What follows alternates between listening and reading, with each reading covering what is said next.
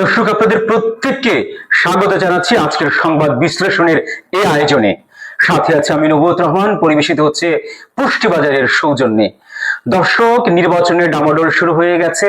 আগামী জাতীয় সংসদ নির্বাচন সম্ভবত আগামী 2026-এর ফেব্রুয়ারির মাঝামাঝিতে। কিন্তু জামাতে ইসলামী, ইসলামী দলগুলোর মধ্যে অন্যতম বাংলাদেশ জামাতে ইসলামী কি বলছে? জামাতে ইসলামী বলছে, মানুষ বলছে সব দলের শাসন দেখা হয়ে গেছে, বাকি শুধু ইসলামী শাসন দেখার। এটি জামাতের সেক্রেটারি জেনারেল গোলাম পরোয়ার তিনি কথাটি বলেছেন।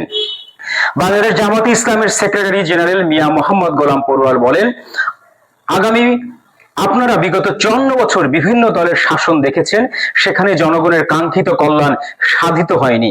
বিগত সরকারগুলো হত্যা, লুটপাট, দুর্নীতি, অন্যায়, অপরাধ, অবিচারের মাধ্যমে দেশকে একটি অস্থিতিশীল রাষ্ট্রে পরিণত করেছিল। দেশের মানুষ এখন বলতে শুরু করেছে সব দলের শাসন দেখা হয়েছে, শুধু বাকি রয়েছে ইসলামী শাসন দেখার। তাই তো আমিরে জামাত শফিকুর রহমান একটি নতুন বাংলাদেশ বিনির্মাণের ডাক দিয়েছেন। এটি জনমুখী ও কল্যাণকর রাষ্ট্রের রূপরেখা ঘোষণা করেছেন।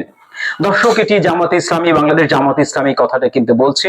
তারা ডাক দিয়েছেন নতুন একটি বাংলাদেশের, নতুন একটি মানবিক বাংলাদেশের কথা বলছেন। তারা বলছেন সবগুলো দলের শাসন দেখা হয়েছে।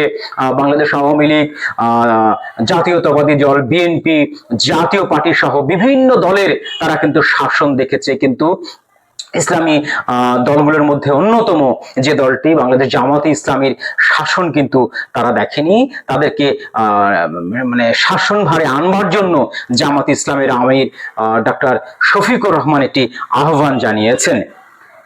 তারা বিভিন্ন কথা বলছেন যে আগামী যে বাংলাদেশের কথা বলছি, আগামী বাংলাদেশের যে নির্বাচনের কথা বলছি, সেখানে নিরপেক্ষতার জন্য সব দলের অংশগ্রহণ নিশ্চিত করতে হবে এবং আগামী নির্বাচনের জন্য সবগুলোর একদম লেভেল প্লেইং ফিল্ডের কথা বলছে। দর্শক, আপনাদের নিশ্চয়ই মনে আছে 1/11-এর সময় সব দলের নেতাকর্মীরা কিন্তু কারাগারে গেলেও শুধুমাত্র বাংলাদেশ জামাত ইসলামের কোন নেতা কিন্তু কারাগারে যেতে পারেনি। 1/11-এর সরকারের সময়, ফখরুদ্দিন মঈনুদ্দিন সরকারের সময় সব দলের মধ্য থেকে চুলচেরা বিশ্লেষণ করে বিভিন্ন দুর্নীতির মামলায় কিন্তু কারাগারে যেতে হয়েছে, কারাগারে ভোগ করতে হয়েছে। সেখানে বেগম খালেদা জিয়া, শেখ হাসিনা সহ অনেক বড় বড় রাঘব বোয়ালরাও কিন্তু এই কারাগারে যেতে হয়েছে। কিন্তু আলী হাসান মোহাম্মদ মুজাহিদ এবং নিজামী দুজন কিন্তু মন্ত্রিত্বে ছিলেন বা মন্ত্রিত্ব ভারে ছিলেন। একজন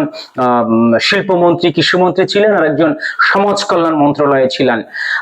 1/11-এর সরকার কিন্তু এই দুজনের ব্যাপারে প্রত্যক্ষভাবে পরোক্ষভাবে বিভিন্নভাবে তারা দুর্নীতির ব্যাপারে খোঁজ নিয়েছেন, কিন্তু এই দুজনকে কিন্তু কোনোভাবেই দুর্নীতির সাথে জড়াতে পারেনি। তাহলে সেখান থেকে বোঝা যায় সব দলের নেতাকর্মীরা 1/11-এর সময় কারাগারে যেতে হলেও এই জামাত ইসলামের দুই শীর্ষ নেতা কিন্তু কারাগার ভোগ করতে হয়নি। তাহলে সেই জায়গাগুলো থেকে আমরা বলতে পারি যে তারা দুর্নীতির সাথে যুক্ত নন এবং কোনো হামলা মামলা এবং কোনো খারাপ কাজের সাথে যুক্ত নন। তারা কিন্তু সেটা প্রমাণ করেছে। এই কারণেই জামাতে ইসলাম এখন বলছে সব দল শাসন ভারে গেলেও জামাতে ইসলাম কিন্তু শাসন ভারে যায়নি, এককভাবে তারা ক্ষমতায় যায়নি এবং তারা কোনো দুর্নীতির সাথে যুক্ত নয়। তাহলে আমরা কি বুঝতে পারি যে তারা জনগণকে আহ্বান জানিয়েছেন যে আপনারা সব দলের রাষ্ট্র শাসনভার দেখেছেন, কিন্তু মাত্র ইসলামী শাসন ক্ষমতায় জামাত ইসলাম কখনো আসেনি এবং তাদেরকে ক্ষমতায় আনবার জন্য জনগণের প্রতি একটা আহ্বান জানিয়েছেন।